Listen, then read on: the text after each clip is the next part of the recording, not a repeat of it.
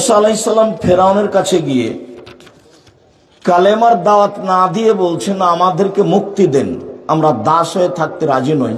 এই কথাটা জানিয়ে আমি আলোচনায় চলে যাচ্ছি। মুসা আলাইহিস সালাম এক থাপ্পড় দিয়ে এক লোককে মেরে পালিয়ে গেছিলেন মাদায়েন। সেখানে গিয়ে তিনি অবস্থান করছিলেন। এখন আল্লাহ বললেন মুসা ফেরাউনের কাছে যেতে হবে, সে সীমা লঙ্ঘন করেছে। তো মুসা আলাইহিস সালাম বললেন দেখেন আমি মুখে ভালো করে কথা বলতে পারি না, আমি যেতে পারবো না। তো আল্লাহ বললেন ঠিক আছে আমি তোমার মুখের ভাষা সুন্দর করে দিচ্ছি, তুমি এভাবে বলতে থাকো রব্বি ইশরাহ লি সাদরি ওয়া ইয়াসসির লি আমরি ওয়াহলুল উকদাতাম মিন লিসানি ইয়াফকাহু কাওলি, আমি তোমার ভাষা সাবলীল করে দেব। তখন মুসা আলাইহিস সালাম বলছেন আমার আরেকটা কথা আছে, ওদের পক্ষ থেকে আমার উপরে একটা হত্যার অভিযোগ আছে, আমি এক থাপ্পড় দিয়ে একটা লোককে মেরে চলে এসেছি, আমি ওখানে গেলে তারা আমাকে হত্যা করবে, আমি যেতে পারবো না। তখন আল্লাহ বলছেন যে ঠিক আছে আমি তোমার সাথে আছি, আমি তোমাকে দেখব কিভাবে তারা হত্যা করে। তখন মুসা আলাইহিস সালাম বলছেন যে তবু আমার একাই সাহস হচ্ছে না, আমার ভাইকে আমার সাথে দিতে হবে। তো আল্লাহ বলছেন ঠিক আছে তোমার এই কথাও মেনে নিলাম, যা বললে তুমি সব মেনে নিলাম, ফেরাউনের কাছে যাও। এখন দুইজন আসলেন, ফাতিয়া ফিরআউনা ফাকুলা, দুইজন ফেরাউনের কাছে এসে বললেন ইন্না রাসূল রব্বিল আলামিন, আমরা দুইজন হচ্ছি রব্বুল আলামিনের পক্ষ থেকে রাসূল। আন আরসিল মাআনা বানি ইসরাইলা, বানি ইসরাইলকে আমাদের সাথে ছেড়ে দেন, বানি ইসরাইলকে আপনার আর দাস করে রাখতে চায় না। প্রথম কথা এটা, আমরা দুই ভাই আপনার কাছে দাওয়াত নিয়ে এসেছি, আমরা আপনার কাছে বানি ইসরাইল আপনার বাড়িতে আর দাস দাসী হয়ে থাকতে চায় না। ও পুরুষ মানুষ হত্যা করত, মহিলাদেরকে রাখতো, যারা থাকতো তারা হলো দাস আর মহিলারা সবাই দাসী। যুগ যুগ ধরে এই ইয়াকুব আলাইহিস সালামের পরিবার বানি ইসরাইলকে তারা কাজের লোক হিসেবে দাসী হিসেবে রেখেছে, তাদের সাথে জেনাই থেকেছে, সব ধরনের অন্যায় তাদের প্রতি করেছে। আর ওর বয়সই তো প্রায় ১৫০০ বছর ফেরাউনের, এইভাবে জুলুম অত্যাচার করেছে। তো মুসা আলাইহিস সালাম এসেই বললেন যে স্বাধীনতা দেন। কথা মনে হয় আমার বুঝতে পারছেন না, দাসে কতদিন থাকবেন ইহুদি খ্রিস্টানের। আলোচনা আসবে, তাতে বোঝা যাবে যে আমরা আসলেই দাস, কাজে কর্মে কলমে খাতায় অফিস আদালতে শিক্ষা প্রতিষ্ঠানে পোশাক আশাকে সব জায়গায় সব কিছুতেই আমরা ইহুদি খ্রিস্টানদের দাস হিসাবে জীবন কাটাচ্ছি, যা কোরআনের বিরোধী, যা হাদিসের বিরোধী, যা ইসলামী আদর্শের বিরোধী। তো এখানে আর দু তিনটা কথা আছে, একটু বলে দিই। যখন মুসা আলাইহিস সালাম বললেন যে আমাদের মুক্তি দিয়ে দেন, আমরা আর দাস হিসাবে থাকতে চাই না, তখন ফেরাউন বলছে আলাম নুরাব্বিকা ফিনা ওয়ালিদা, কি ব্যাপার, তোমাকে আমি শিশুকালে লালন পালন করিনি? এইটা ফেরাউনের প্রথম কথা। কি ব্যাপার তুমি, মানে তোমাকে আমি শিশুকালে লালন পালন করিনি? অলাবেস্তা ফিনা মিন ওমরিকা সিনিনা, তুমি তোমার বয়সের বহু বছর আমার মাঝে থাকোনি, আমি তো তোমাকে লালন পালন করেছি। ও ফালতা ফালাতাকা আল্লাতি ফালতা, আর তুমি যা করেছো, তোমার কর্ম করেছো, তুমি ভালো জানো, তুমি এক থাপড় দিয়ে মানুষ মেরেছো। ওয়ান্তা মিনাল কাফিরিন, তুমি বড় অকৃতজ্ঞ। ফেরাউন বলছে মুসাকে তুমি আমার সামনে এসে দাসত্ব থেকে নিজেকে মুক্তি চাও, মানে বানি ইসরায়েলকে দাস দাসী থেকে মুক্ত করতে চাও, মানে তুমি দেখি বড় অকৃতজ্ঞ। তোমাকে আমি শিশুকালে লালন পালন করেছি, তুমি আমার বাড়িতে বহুদিন থেকেছ, তুমি এক থাপ্পড় দিয়ে মানুষ মেরে পালিয়েছ, তুমি বড় অকৃতজ্ঞ। তখন মুসা আলাইহিস সালাম বলছেন ফালতোহা, জি আমি এক থাপ্পড় দিয়ে মানুষ মেরেছি। ওয়ানা মিনাদ যালিন, তখন আমি ভুল পথে ছিলাম। এক থাপ্পড় দিয়ে মানুষ মেরেছি এ কথাই ঠিক, তখন আমি ভুল পথে ছিলাম। ফা ফারারতু মিনকুম লাম্মা খিফতুকুম ফাওয়াহাবালি রব্বি হুকমা ওয়া জাআলানি মিনাল মুরসালিন, আমি তোমার হত্যার ভয়ে দেশ ছেড়েছি, আমার প্রতিপালক আমাকে জ্ঞানে গুণে পূর্ণ করেছেন, আমার প্রতিপালক আমাকে নবী করেছেন। অতিলকা নিয়ামাতুন, তুমি আমার প্রতি অনুগ্রহ করেছ, তামুন্নুহা আলাইয়া, অনুগ্রহ করে তুমি আমার উপরে খোঁটা দিয়েছ, তুমি আমার প্রতি অনুগ্রহ করে আমাকে খোঁটা দিয়েছ। আর আবাত্তা বানি ইসরাইল, এই সুযোগে তুমি বানি ইসরাইলকে দাস দাসীতে পরিণত করেছ। তুমি বড় অধ্যত স্বৈরাচার, সীমা লঙ্ঘন করেছ। এক মুখে বললেন মুসা আলাইহিস সালাম ফেরাউনের সামনে। নেতৃত্ব দিয়ে দল করে আরেকজনকে ঠেকিয়ে কোনো লাভ নাই, দাওয়াত দিয়ে কাজ করতে হবে। আর নবীগণের দাওয়াত ছিল সব সময় উপর থেকে, মধ্যে থেকে নয়। একবারে মুসা আলাইহিস সালাম সরাসরি কোথায় গেলেন? ফেরাউনের কাছে। দাওয়াত শুরু হবে উপর থেকে। তো এখন আলেম ওলামারা উপরে যায় টাকা চাইতে, নিজেকে বাঁচাতে। বড় বেকায়দা। যারা দিন প্রচার করবে, আমাদের ভাষায় যারাই রক্ষক তারাই ভক্ষক, যার কারণে মূলত কেউ লক্ষ্য উদ্দেশ্যে পৌঁছিতে পারে না। মহান আল্লাহ বলেন, ইয়া আইয়ুহাল্লাযীনা আমানু, হে বিশ্বাসীগণ, মনে রেখো, ইন্নামাল খামরু ওয়াল মাইসিরু ওয়াল আনসাব ওয়াল আজলাম রিজসুম মিন আমালিশ শায়তান, নিশ্চয় মদ, নিশ্চয় জুয়া, নিশ্চয় মূর্তির আস্তানায় যাওয়া, লটারি ক্রয় করা শয়তানের কাজ, তোমরা তা থেকে বেঁচে থাকো। এই বাচ্চা, তোমরা যারা দায়িত্ব পালন করছো, দেখো তো আপনারা এখানে দাঁড়িয়ে থাকতে পাবেন না, আমার সামনে আসেন। এখানে দাঁড়িয়ে আছেন কেন? আর এটার সৌন্দর্য তো আছে। আর এই দেখো তো, এখান থেকে না ওই পর্যন্ত যেন কেউ চলাচল না করে। আপনারা যান। এই ছেলে, এখানে কেন? এভাবে একটু দাঁড়িয়ে থেকে তুমি কি বুঝবা কথা? আপনারা যান, সামনে এসে বসেন। আর দেখো, এই বাড়ির পাশে যারা দাঁড়িয়ে আছে তাদেরকে নিয়ে আসো। কোথায় তোমাদের দায়িত্বশীলেরা? কোথায় যারা দেখাশোনা করছো? সামনে বসার জায়গা আছে, সুন্দর হয়ে বসে থাকলেই তো হয়। আর আল্লাহ রাসূল যখন কথা বলতেন তখন সাহাবীগণকে বসতে বলতেন, আর সাহাবীগণকে প্রস্তুত করতেন কথা শোনানোর জন্য। 1 মিনিট। আল্লাহ রাসূল একদিন গাধার উপরে বসে আছেন সামনে, আর পিছনে বসে আছেন মুআয ইবনে জাবাল, বুখারী মুসলিমের হাদিস। তো গাধা ছোট প্রাণী, আল্লাহ রাসূল আর মুআযের মধ্যে কোনো ফাঁকা নাই, পাশাপাশি বসে আছেন গাধার উপরে। গাধা ছোট প্রাণী। এখন আল্লাহ রাসূল বলছেন মুআয, তখন মুআয ইবনে জাবাল বলছেন লাব্বাইক সাদাইক, জি প্রস্তুত, বলেন। আল্লাহ রাসূল বলছেন মুআয, তো মুআয ইবনে জাবাল বলছেন লাব্বাইক সাদাইক, জি প্রস্তুত, বলেন। আল্লাহ রাসূল বলছেন মুআয, তো মুআয ইবনে জাবাল বলছেন লাব্বাইক সাদাইক, জি প্রস্তুত, বলেন। বললেই তো হয়, কই তো আল্লাহ রাসূল বলছেন না তো। মানে আল্লাহ রাসূল যেই কথা বলবেন সেটা যেন ছুটে না যায়, ভুল যেন না হয়, তাই প্রস্তুত করছেন। পাশেই তো বসে আছে। আর তারা এত সতর্ক, তারা এত সতর্ক যে একেবারে মনোযোগ সহকারে তার মুখের কথা শুনতেন, আমলে বাস্তবায়ন করতেন। সালাত শুরু করেছেন আল্লাহর নবী জুতা পায়ে দিয়ে, তো জুতাতে ময়লা ছিল। তো জিবরাইল এসে বললেন আল্লাহর নবীকে যে জুতা খুলে দেন, জুতাতে ময়লা আছে। তো জুতা খুলে দিয়েছেন। এখন সালাত থেকে সালাম ফিরার পরে দেখছেন সাহাবীগণ জুতা খুলে দিয়েছেন। তা আল্লাহ রাসূল বলছেন কি ব্যাপার, তোমরা জুতা খুললে কেন? বলে আপনাকে দেখলাম। আল্লাহ রাসূল বলছেন শোনো, জিবরাইল আমাকে এসে বললেন যে আপনার জুতাতে ময়লা আছে, তা আমি খুলে দিয়েছি। তো তোমরা খুললে কেন? তোমাদের খোলা লাগবে না। আমি আবার এই হাদিসটা পেশ করে, এটাও বুখারী মুসলিমের হাদিস, ওই জায়গায় যে সাহাবীগণ রাসূলের অনুসরণে কত সচেতন সতর্ক ছিলেন, যে জুতা খোলার সাথে সাথে নিজে জুতা খুলে দিলেন, বলার অপেক্ষা করলেন না।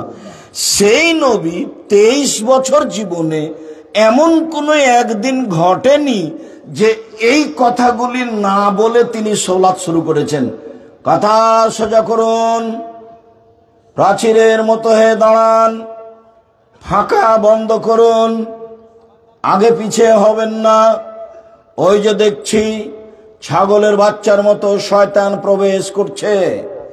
মান সাদ্দা ফুরজাতান বানাল্লাহু লাহু বাইতান ফিল জান্নাহ, কেউ যদি দুইজনের ফাঁকা বন্ধ করে আল্লাহ তার জন্য জান্নাতে ঘর নির্মাণ করবেন। এইভাবে বলে কয়েকবার বলে 1-2 মিনিট পরে তিনি সালাত শুরু করতেন। না বলে 23 বছরে কোনো একদিন কোনো এক ওয়াক্ত সালাত শুরু করেছেন, এটা আপনি প্রমাণ করতে পারবেন না। আমি সময় দিয়েছি কিয়ামত পর্যন্ত। বাংলাদেশ, ভারত, পাকিস্তানের শতকরা 95টা মসজিদের ইমাম ওদিকে ঘুরেই দেখে না, পিছন দিকে ঘুরেও দেখে না, মুখও খুলে না যে আপনারা কাতার সোজা করুন, পায়ে পা মিলানো, তো ওটা তো বলা বহু দূরের কথা। অথচ পায়ে পা মিলানো, টাকনোর সাথে টাকনো মিলানো বুখারী মুসলিমের হাদিস, একাধিক হাদিস। একটা বই পাওয়া যায়, বইয়ের নাম উপদেশ, নাম শুনেছেন কিনা? ওই উপদেশ বই একটা আলোচনা আছে সারিবদ্ধ হয়ে দাঁড়ানো। টাকাটা তো শুধু খালি জিলাপি আর মিষ্টি আর সিগারেট খাই শেষ করলেন। এসেছেন সম্মিলনে, এদিক ওদিকে ঘুরে চা খায়, এ করে সে করে জিলাপি কিনে খেয়ে শেষ করলেন। আল্লাহ নবী বলছেন যে সবচেয়ে যেটা খারাপ জিনিস রাখা হয় ব্যাগে, সেটা হলো পেটে যেটা রাখা হয়, সবচেয়ে যেটা খারাপ। তো যদি ব্যাগে পেটে রাখতেই হয় শরীরটাকে বাঁচিয়ে রাখার জন্য, তাহলে 3 ভাগের ভাগে খেতে হবে। ওটা সহিহ হাদিস। 1 ভাগ খাদ্য, 1 ভাগ পানি, 1 ভাগ শ্বাস প্রশ্বাস। খাদ্য বেশি হলো রোগ হবে, অসুখ বিসুখ হবে, শ্বাস ঠিক মতো আসতে পারবে না। পানি বেশি হলো রোগ হবে, ঠিক মতো হজম হবে না, শ্বাস প্রশ্বাস ভালোভাবে হবে না, সমস্যা হবেই। বলছিলাম সম্মানিত দিনী ভাই বোন, রাসূল সাল্লাল্লাহু আলাইহি ওয়াসাল্লাম নেশাদার দ্রব্য, গান বাজনা, বাদ্যযন্ত্র সম্পর্কে যা বলেন, তিনি বলেন কুল্লু লাহবিন ইয়ালহু বিহি রাজুল ফাহুয়া বাতিল।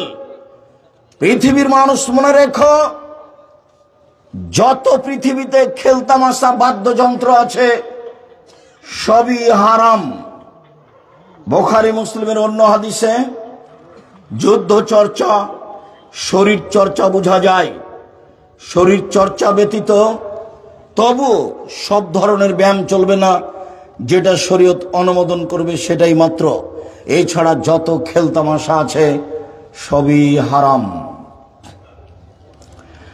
আব্দুল্লাহ ইবনে আব্বাস রাদিয়াল্লাহু তাআলা আনহু বলেন, রাসূল সাল্লাল্লাহু আলাইহি ওয়াসাল্লাম বলেছেন, ইন্নাল্লাহা হারামাল খামরা ওয়াল মাইসিরা ওয়াল কুবা। নিশ্চয় আল্লাহ তাআলা মদকে হারাম করেছেন, জুয়াকে হারাম করেছেন, খেলতামাশা বাদ্যযন্ত্রকে, হারমোনিয়াম, ডুবি তবলাকে হারাম করেছেন।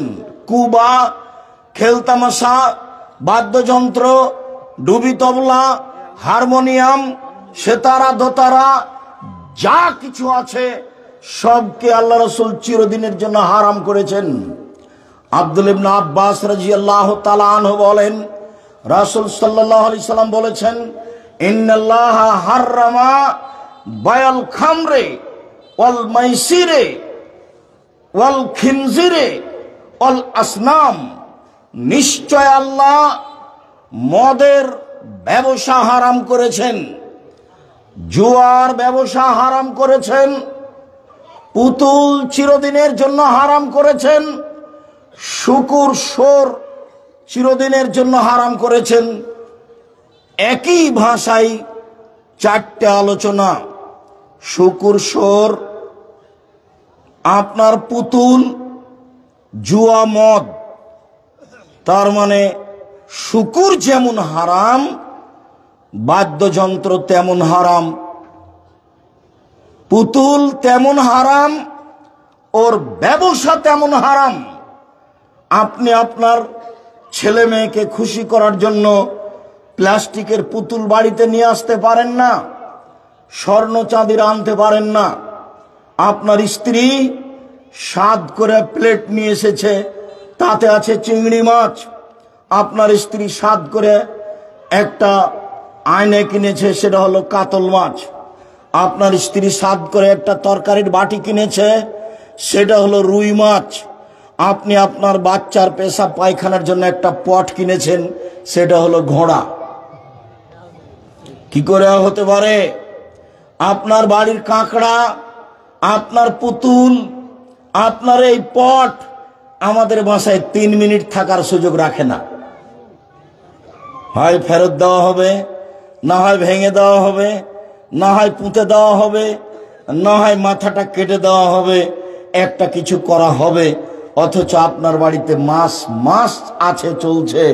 আপনি নাকি আহলে হাদিস, আপনি নাকি উচ্চ শিক্ষিত মানুষ। কে যে বলল? আমি বলিনি, এমন কথা আমি বলি না। সম্মানিত দিনী ভাই বোন, উমামা বাহেলি রাদিয়াল্লাহু তাআলা আনহু বলেন, রাসূল সাল্লাল্লাহু আলাইহি সাল্লাম বলেছেন, লা তাবিউল কায়নাত, পৃথিবীর মানুষ গান বাজনা বাদ্যযন্ত্র বিক্রয় করো না। গান বাজনা বাদ্যযন্ত্রের মাধ্যম বিক্রয় করো না। ওয়ালা তাশতারুহুন্না, এসব জিনিস তোমরা ক্রয় করো না। ওয়ালা তুআল্লিমুহুন্না, গান বাজনা হারমোনিয়াম দোতারা সেতারা তোমরা মহিলাদের পুরুষদের শিখিয়ে দিও না। ওয়া সামানুহুন্না হারাম, এর মাধ্যমে যত পয়সা উপার্জন হয় সব হারাম। দোকানে টিভি রেখে ল্যাংটা মেয়ে দেখিয়ে বসে থাকা ব্যক্তির চক্ষু ঠান্ডা করে, কলিজা ঠান্ডা করে, মনটা জুড়িয়ে জিনিস বিক্রি করে পয়সা উপার্জন করা হারাম, সম্পূর্ণরূপে হারাম, টোটালি হারাম। বাদ্যযন্ত্র খেলতামাশা ক্রয় বিক্রয় শিখিয়ে দেওয়া যাবতীয় হারাম, তার ব্যবসা হারাম। এই কথা মুহাম্মদ সাল্লাল্লাহু আলাইহি সাল্লাম বলেন। সম্মানিত দিনী ভাই বোন, আবু মালিক আশআরী রাদিয়াল্লাহু তাআলা আনহু বলেন, রাসূল সাল্লাল্লাহু আলাইহি সাল্লাম বলেছেন, পৃথিবীর মানুষ শুনে রেখো, লা ইয়াকুনান্না মিন বাদি আকওয়াম, অচিরে আমার উম্মত এমন হয়ে যাবে, ইস্তাহিলুনাল হিরা, তারা জেনাকে হালাল মনে করবে, অল হারিরা, তারা রেশমি কাপড়কে হালাল মনে করবে, অল খামরা, তারা মদকে হালাল মনে করবে, অল মাসিফ, তারা বাদ্যযন্ত্রকে হালাল মনে করবে। আমরা বাদ্যযন্ত্রকে হালাল মনে করব, মদকে হালাল মনে করব, জেনাকে হালাল মনে করব। এই কথা মুহাম্মদ সাল্লাল্লাহু আলাইহি সাল্লাম বলেন, হাদিস বুখারী মুসলিম। বাদ্যযন্ত্র পাপের কাজ নয়। সব দোকানি বাজনা বাজে, প্রায় সব মোবাইলে বাজনা বাজে, প্রায় সব ঘরে বাজনা বাজে। এইগুলো আর মানুষের কাছে পাপের কাজ নয়, অথচ এসব কাজ ছিল এক সময় হিন্দুর। সম্মানিত দিনী ভাই বোন, আবু মালিক আশআরী রাদিয়াল্লাহু তাআলা আনহু বলেন, রাসূল সাল্লাল্লাহু আলাইহি ওয়াসাল্লাম বলেছেন, লা ইয়াশরাবান্না নাসুন মিন উম্মতি ওয়া ইয়াশমুনাহা বিগাইরি ইসমিহা, পৃথিবীর মানুষ শুনে রেখো, আমার উম্মত মদ খাবে, নাম দিবে অন্য। আমার উম্মত মদ খাবে, নাম দিবে অন্য। দীর্ঘ প্রায় 30 বছর থেকে বলে আসছি, আমি বলছি এটা হচ্ছে ঠান্ডা, পেপসি, কোকাকোলা, আরসি। যারা বলছে না এইটা নয় অন্য কিছু, আমি তাদেরকে বলেছি, বলেন সেটা কোনটা? আল্লাহর নবী তো বলছেন আমার উম্মত মদ খাবে, নাম দিবে অন্য। মানুষ মদ খাচ্ছে অন্য নামে, সেটা আপনি বলেন না। যদি আপনি বলেন ইয়াবা, তাহলে ঠিক হবে না, কেননা ইয়াবা সবাই বলছে মদ। যদি আপনি বলেন হিরোইন, সেটা ঠিক হবে না, কেননা হিরোইন মদ এটা সবাই বলছে। আপনি যদি বলেন সেটা গাঁজা, তাহলে ঠিক হবে না, কেননা গাঁজা যে মদ এ কথা সবাই বলছে। আপনি এগুলো বাদ দিয়ে মানুষ খাচ্ছে নির্দ্বিধায়, অথচ সেটা মদ, আপনি বলেন সেটা কোনটা? এর কোনো উত্তর থাকে না। মনে রাখা ভালো হবে, মুহাম্মদ সাল্লাল্লাহু আলাইহি ওয়াসাল্লাম বলেছেন, পৃথিবীর মানুষ শুনে রেখো, আমার উম্মত মদ খাবে, নাম দিবে অন্য। সেটা কি হতে পারে? আমি আপনাকে বলে গেলাম, সেটা এটা। আপনি ঠান্ডা পেপসি কোকা কোলার ইতিহাস পড়ুন, লন্ডন থেকে একটা পত্রিকা বের হয়, মাঝে মধ্যেই এই বিষয়ে বলা হয়, সেটা আপনি দেখুন, আপনার কাছে স্পষ্ট হবে। চলেন অত্র হাদিসের বাক্যগুলি দেখি সামনের দিকে। আল্লাহর নবী বলেন,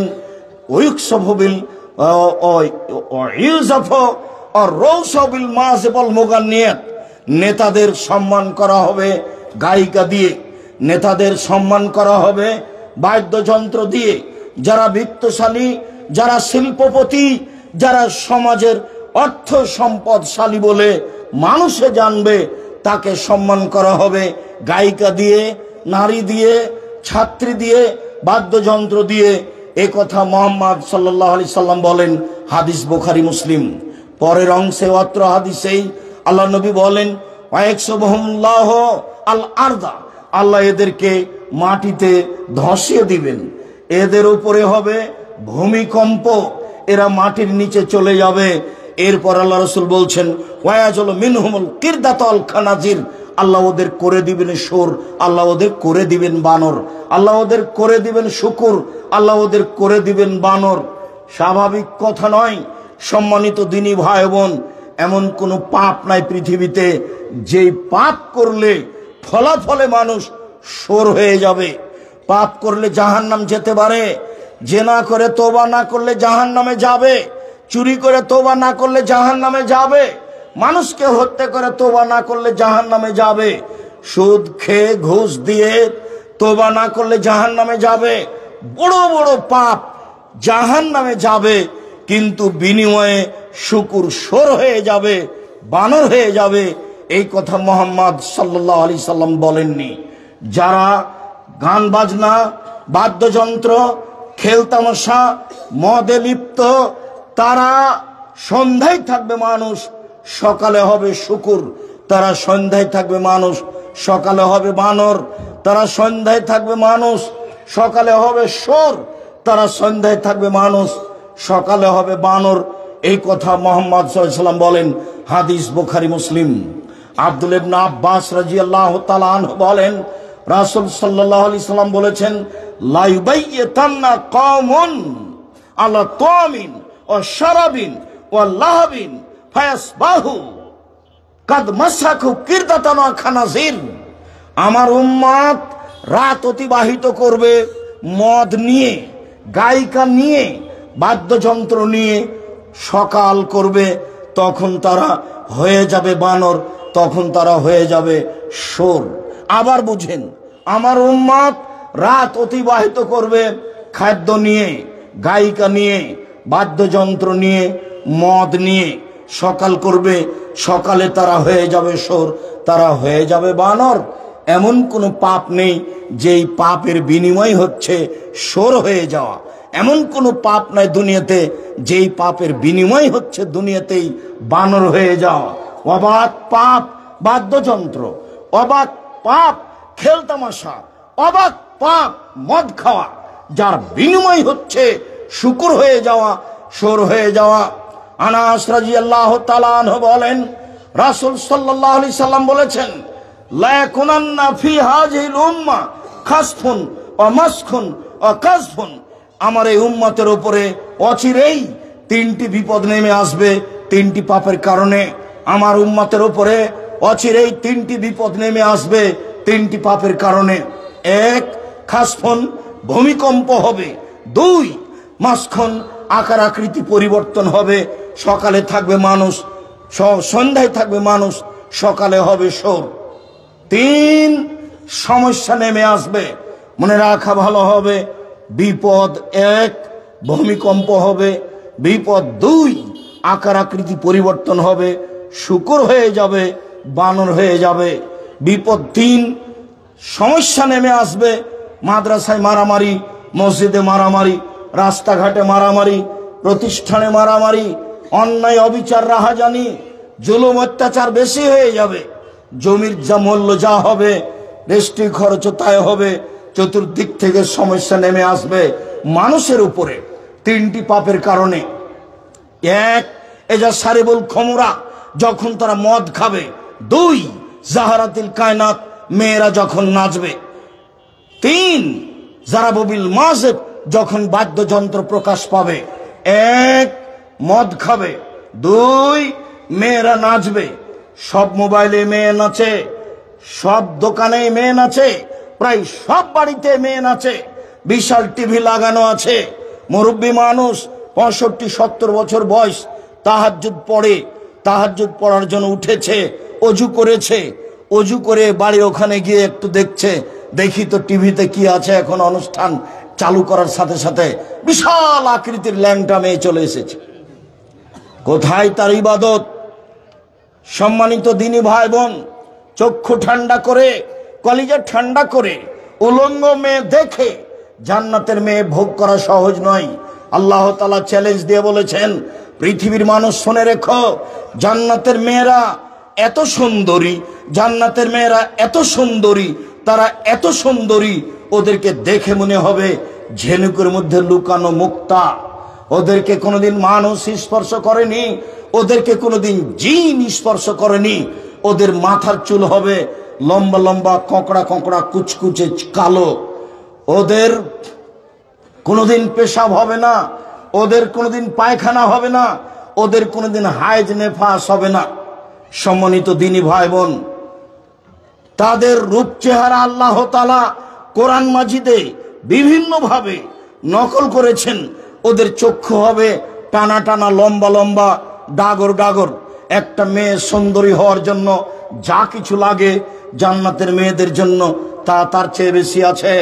তাই তো আব্দুল্লাহ ইবনে আব্বাস বলেন, আল্লাহর নবী বলেছেন, ইয়া ইবাদিয়াস সালিহিনা, আল্লাহ তাআলা বলেন হাদিসে কুদসি, হে আমার দাস দাসী পুরুষ নারী, মনে রেখো আমি তোমাদের জন্য জান্নাতে এমন কিছু রেখেছি, নারী হিসাবে, খাদ্য হিসাবে, শুয়ে থাকার জন্য, খাওয়ার জন্য ফলমূল, এমন কিছু করেছি মানুষের চোখ কোনোদিন দেখেনি, এমন কিছু করেছি মানুষের কান কোনোদিন শোনেনি, এমন কিছু করেছি মানুষের অন্তর কোনোদিন ভাবেনি। খাওয়ার ব্যবস্থা এত উন্নত মানের হতে পারে, থাকার ব্যবস্থা এত উন্নত মানের হতে পারে, নারী এত সুন্দরী হতে পারে, যতবার স্ত্রীর মুখের দিকে তাকিয়ে দেখবে ততবার তার রূপ চেহারা পরিবর্তন হবে। এই কথা মুহাম্মদ সাল্লাল্লাহু আলাইহি সাল্লাম বলেছেন। মানুষ দেখেছে আগ্রার তাজমহল, মানুষ এই চোখে দেখেছে আপনার কলিকাতার ঝুলন্ত ব্রিজ, মানুষ এই চোখে দেখেছে আপনার ওই ইরাকের ব্যাবিলনের ঘন্টা, মানুষ দেখছে এই চোখে মোবাইল, আরো কিছু দেখবে। এরপরে যা কিছু দেখছে জান্নাত তার চেয়ে ভিন্ন। মানুষ শুনেছে দুই কানে দৈত্যরাজের কাহিনী, এরপরেও জান্নাত এর চেয়ে ভিন্ন, যেটা মানুষ কোনোদিন শোনেনি। এরপরেও মানুষের অন্তরে অনেক কিছু ভাবে, পাখা থাকলে উড়ে যেতাম আকাশে, মদিনায় যেতাম। মানুষ অনেক কিছু ভাবে। আল্লাহর নবী বলছেন, হাদিস বুখারী মুসলিম, জান্নাত এমন কিছু যেটা মানুষের অন্তর ভাবতে পারে না। রং মাখানো পতিতালয়ের মেয়েকে দেখে চক্ষু ঠান্ডা করে জান্নাত কিনবেন, এই হিসাব বাতিল। এই হিসাব যেন মনে না থাকে।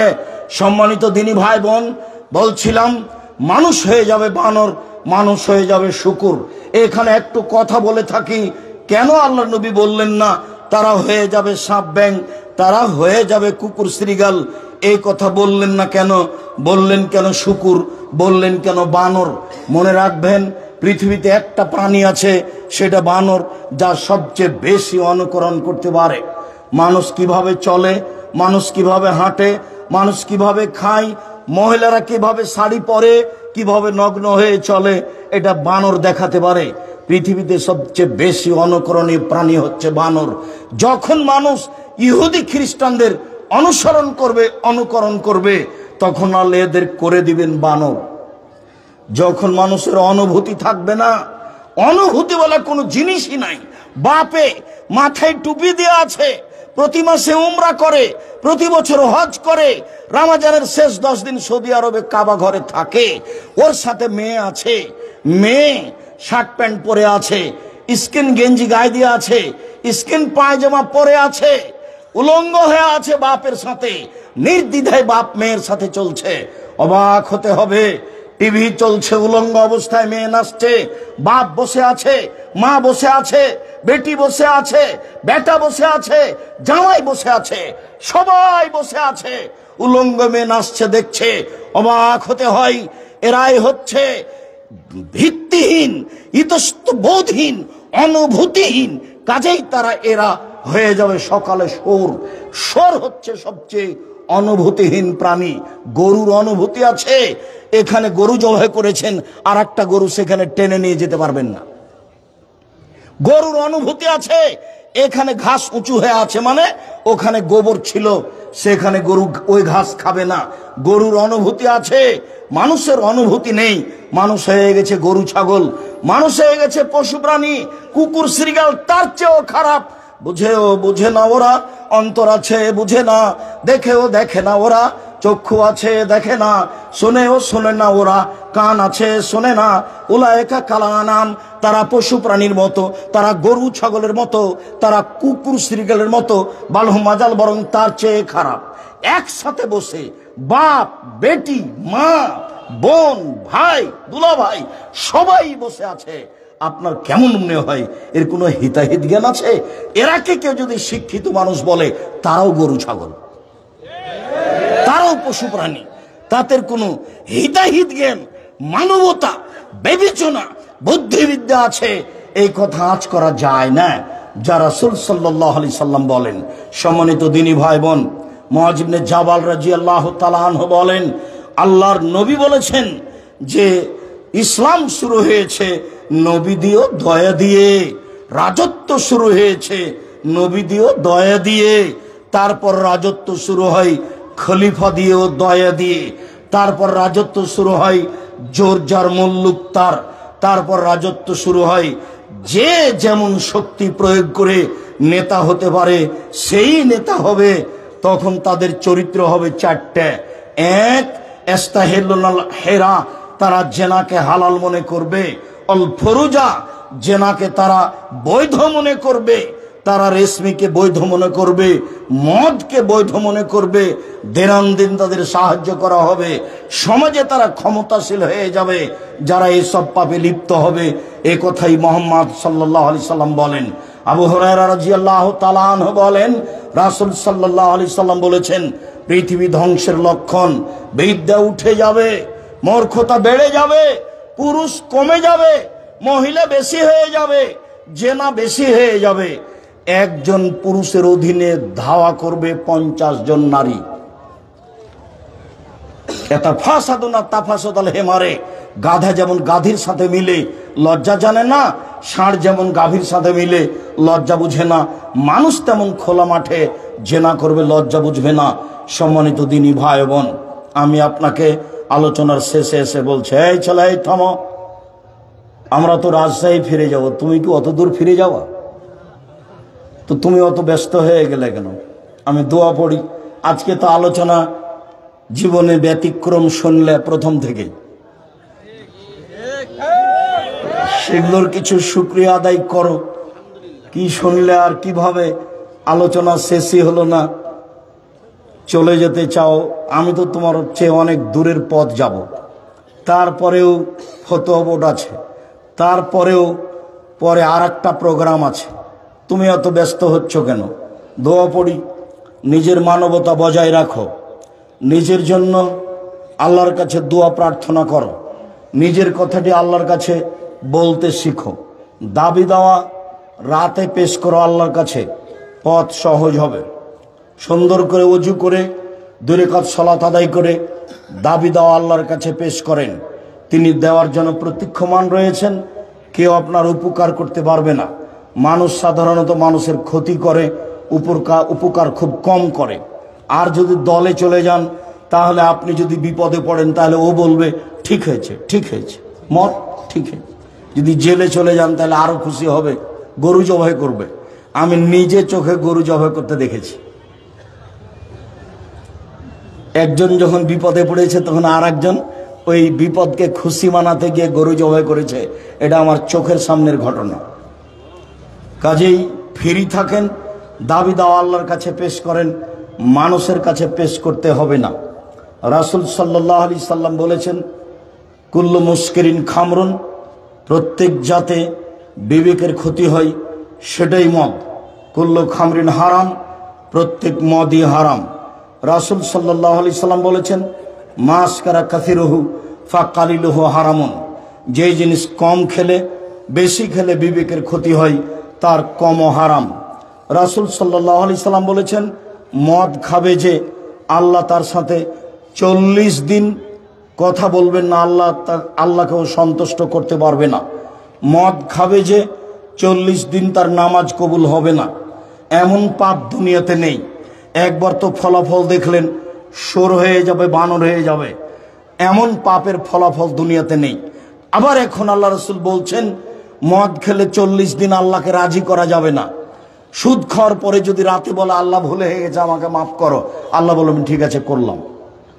70-80 বছরে একদিনও নামাজ পড়েনি, আজকে বলছে আল্লাহ ভুল হয়েছে, আজ থেকে নামাজ শুরু করব, আমাকে মাফ করো, আল্লাহ বলবেন ঠিক আছে করলাম। মদ খাওয়ার পরে যদি বলতে থাকেন আপনার কথা আল্লাহ শুনবেন না। কতদিন? 40 দিন। আবার ওই হাদিসের পরের অংশে এসেছে, যদি মরে যায় তাহলে কাফের হয়ে মারা যাবে, আর যদি তোবা করে তাহলে তোবা কবুল করা হবে। রাসূল সাল্লাল্লাহু আলাইহি সাল্লাম বলেছেন, মানুষ যদি মদ খায় তাহলে সে মূর্তি পূজার মতো পাপ করে। মদ হচ্ছে পাপের মা, মদ হচ্ছে পাপের চাবি, মদ হচ্ছে পাপের মূল। অতএব নেশাদার দ্রব্য থেকে বেঁচে থাকেন, গান বাজনা বাদ্যযন্ত্র থেকে বেঁচে থাকেন। শেষের দিকে, এই ছেলে, শেষের দিকে রাসূল সাল্লাল্লাহু আলাইহি সাল্লাম বলছেন, দুঃখ করে পৃথিবীর মানুষ শুনে রেখো, আমি আশঙ্কা করছি আমার উম্মতের উপরে এক ভ্রান্ত হুজুর, আলেমেরা ধর্ম বিক্রি করে খাবে। 2 সাতাবদ কাবাইল মিন্নিমতাল আওসান, আমার উম্মত মূর্তি পূজা করবে, বাড়িতে বাপ মায়ের মূর্তি সাজিয়ে রাখবে, মূর্তির আস্তানায় যাবে। 3 সাতালতাহেক কাবাইল মিন্নিমাতিল মুশরিকিন, আমার উম্মত হিন্দুদের সাথে মিশে যাবে। বিবাহতে গান বাজনা কাদের বাড়িতে হতো? হিন্দুর বাড়িতে হতো। এখন মুসলমানের বাড়িতে দিন রাত চলছে। আল্লাহর নবী বলছেন, আফসোস করে আমার উম্মত হিন্দুদের সাথে মিশে যাবে। আবার তিনি বলছেন, পৃথিবীর মানুষ শুনে রেখো, আমার উম্মত ইহুদি খ্রিস্টানদের সাথে মিশে যাবে। ডান হাতের বিঘত যেমন বাম হাতের সমান সমান সমান, তেমনি ভাবে চাল চলনে, পোশাক আশাকে, চলা ফিরাতে, কৃষ্টি কালচারে তাদের সাথে মিশে যাবে। আবার বলছেন, ডান পায়ের জুতা যেমন বাম পায়ের সমান সমান সমান যেমন, তেমনি ভাবে আমার উম্মত ইহুদি খ্রিস্টানের সাথে মিশে যাবে। নিচে নামতে লাগলেন ভাষাগত ভাবে, নামতে নামতে বলছেন, পৃথিবীর মানুষ শুনে রেখো, ইহুদি খ্রিস্টান যদি মায়ের সাথে জেনা করে থাকে, আমার উম্মত মায়ের সাথে জেনা করবে। দেখতে পাচ্ছেন না বাদ্যযন্ত্রের অবস্থা? দেখতে পাচ্ছেন না 31st নাইটের অবস্থা? যেসব মুসলমান জানুয়ারির 1 তারিখে 1 জানুয়ারি রাত যাপন করলো, বাজনা বাজালো, যদি আপনি তাকে মুসলমান, তাহলে তো আপনিও একটা বোকা মানুষ। এইসব ছেলে, এরাই হচ্ছে ইতর শ্রেণীর মানুষ, এরাই হচ্ছে নিম্ন শ্রেণীর মানুষ, এরাই হচ্ছে বর্বর, এরাই হচ্ছে অসভ্য। এদের পিতামাতা অসভ্য, এদেরকে মানুষ করেছে কুকুর শ্রীগাল পশু প্রাণী করে। যে ব্যাপারে আমাদেরকে সোচ্চার সতর্ক সাবধান হতে হবে। সম্মানিত দিনী ভাই বোন, অনেক বই পুস্তক আছে, আলিতে সম্পত্রিকা আছে, দুয়ারই ক্যালেন্ডার আছে, আর আব্দুল্লাহর মনে হয় ফিলিস্তিনকে নিয়ে লেখা বইটা আছে, সবাই নিয়ে যাবেন। আর আল ইতেসাম পত্রিকা নিয়ে যাবেন, 50টা প্রশ্নের উত্তর আছে। আল ইতেসাম পত্রিকা এখন সম্পাদকীয় আব্দুল্লাহ লিখে, আলহামদুলিল্লাহ ব্যতিক্রম সম্পাদকীয় দেখতে পাবেন। কাজেই আল ইতেসাম পত্রিকার সাথে আপনাদেরকে এজেন্ট হিসাবে সম্পৃক্ত হতে হবে, ব্যক্তি হিসাবে সম্পৃক্ত হতে হবে। জামিয়া সালাফিয়াকে ভালোবাসলে, জামিয়া সালাফিয়া ফ্রি আছে ইমাম প্রশিক্ষণ, ফ্রি যাবে, ফ্রি আসবে, ফ্রি খাবে এবং বই পুস্তক ফ্রি পাবে। জামিয়া সালাফিয়ায় যে প্রশিক্ষণ দেওয়া হয় ইমামদের মক্তব পরিচালনার জন্য, ফ্রি যাওয়া, ফ্রি আসা, ফ্রি খাওয়া, বই পুস্তক ফ্রি পাওয়া, জামিয়া সালাফিয়া সব বহন করবে ইনশাআল্লাহ। এর জন্য প্রস্তুত আছে। পত্রিকা নিয়ে যাবেন, বই পুস্তক নিয়ে যাবেন, দুয়ার বই নিয়ে যাবেন। আর সালাফি কনফারেন্স রূপগঞ্জ 13-14 ফেব্রুয়ারি অবশ্যই উপস্থিত থাকবেন। আলেম ওলামা থাকবেন পাকিস্তান থেকে, আলেম ওলামা থাকবেন ভারত থেকে, আলেম ওলামা থাকবেন সৌদি আরব থেকে সম্মেলনে, রূপগঞ্জের সম্মেলনে। আলেম ওলামা থাকবেন পাকিস্তান থেকে, থাকবেন ভারত থেকে, থাকবেন সৌদি আরব থেকে, থাকবেন বাংলাদেশ থেকে। সবাই আমার বাম দিকে এসে বইগুলি সংগ্রহ করুন। সলাতের উপরে, নামাজের উপরে যে আমার গুরুত্বপূর্ণ বই আছে সেটা সংগ্রহ করুন। আমার দিনী বোনদেরকে বলছি, আপনারা দূর দূরান্ত থেকে এসেছেন, 4টা কাজ করবেন। 1, 5 ওয়াক্ত সালাত। 2, রমজানের সিয়াম। 3, স্বামীকে মেনে চলা। 4, জেনায় লিপ্ত না হওয়া। জান্নাত হবেই। স্বামী তিতা লাগুক আর মিঠা লাগুক, স্বামীকে মেনেই চলবেন, আপনার স্বামীর মুখ খারাপ হলেও। এবং বই পুস্তকগুলি নিয়ে যাবেন। আমার দিনী ভাই বোন সকলকেই বইগুলি রাজশাহী থেকে নিয়ে আসা হয়েছে। আপনার কাছে যেন এটা ভারী না মনে হয়, আপনি এগুলো 2টা হোক 5টা হোক সবটাই হোক নিয়ে যাবেন। বিশেষভাবে আব্দুল্লাহর মিন্নাতুল বারী বুখারীর ব্যতিক্রম ব্যাখ্যা আমি কয়েকটা প্রশ্নের উত্তর দিই, আর বইগুলি সংগ্রহ করুন। আব্দুল্লাহর বুখারীর ব্যাখ্যা মিন্নাতুল বারী 2য় খণ্ড বের হয়েছে। ফিলিস্তিন নিয়ে বইটা বের হয়েছে। সজলের সাথে যে তর্ক হয়েছিল যে হাদিস মানা যাবে না, সেটা নিয়ে বইটা বের হয়েছে। বইগুলি সংগ্রহ করুন। আমি জিজ্ঞাসার উত্তর দিই। রাগ করে হোক অথবা ঠান্ডা মাথায় হোক, যদি কেউ একসাথে স্ত্রীকে 3 তালাক দেয়, তাহলে সে তালাক গ্রহণযোগ্য হবে? জি না, 1 তালাক হবে। রাগ করে দিলেও হবে, ঠান্ডা মাথায় দিলেও হবে। 1 বৈঠকে 3 তালাক দিলে 1 তালাক, 1000 তালাক দিলে 1 তালাক। 1 বৈঠকে 1 তালাকই হবে। 1 বৈঠকে 3 তালাকের কোনো পথ ঘাট নেই।